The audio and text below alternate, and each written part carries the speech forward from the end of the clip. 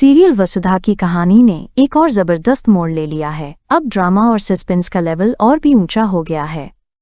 इस बार कहानी में दिल दहला देने वाला ट्विस्ट आया है जब माधव ने वसुधा के पापा का किडनैप कर लिया है। वजह सिर्फ एक वो रिकॉर्डिंग जो वसुधा को पुलिस स्टेशन से मिली थी।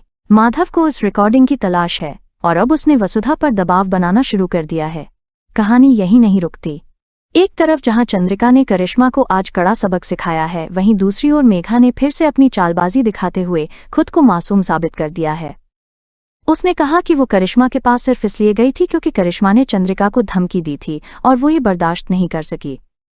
चंद्रिका थोड़ी देर के लिए उसकी बातों में आ भी जाती है, लेकिन तुरंत सख्त रुख अपनाते हुए कहती है कि अब वो खुद करिश्मा को हैंडल करेंगी। इसके बाद चंद्रिका करिश्मा को एक जोरदार थप्पड़ जड़ देती हैं। इधर वसुधा, जो पूरे घटनाक्रम को गंभीरता से ले रही थी, पुलिस स्टेशन पहुंचती है और वहां से सीसीटीवी फुटेज निकलवा लेती है। लेकिन मुश्किलें यहीं से शुरू होती हैं।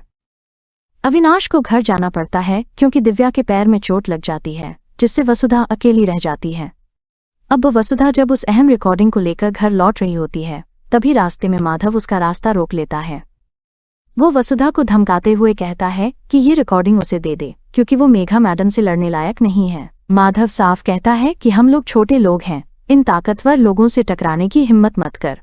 वसुधा उस रिकॉर्डिंग को देने से इनकार कर देती है। जैसे ही वो देव के पास जाने की कोशिश करती है, माधव उसे पकड़ लेता है और उसे शारीरिक और मानसिक रूप से प्रताड़ित करता है। कहानी तब और भावनात्मक हो जाती है जब माधव वसुधा के पापा को किडनैप कर लेता है। वसुधा के पापा उसे कहते हैं, बेटा, ये सबूत इन लोगों के हाथ नहीं लगने चाहिए, तू भाग जा यहाँ से।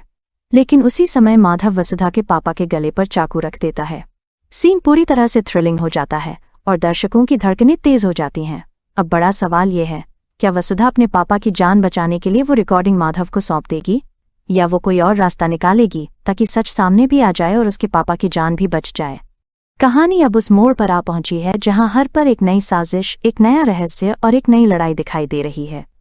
मेघा और माधव की चालबाजियों के सामने वसुधा अकेली खड़ी है, लेकिन उसके इरादे फौलादी हैं। तो दर्शक बने रहिए इस थ्रिलर ड्रामा के साथ, क्योंकि आने वाले एपिसोड्स में और भी ज्यादा धमाका होने वाला है। क्या वसुधा एक बार फिर अपनी सूझबूझ से जीत पाएगी?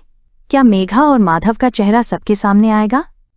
हमें कमेंट बॉक्स में बताइए कि आप कितने एक्साइटेड हैं आने वाले ट्विस्ट्स के लिए। और हाँ, चैनल को सब्सक्राइब करना ना भूलें ताकि कोई भी अपडेट आपसे ना छूटे।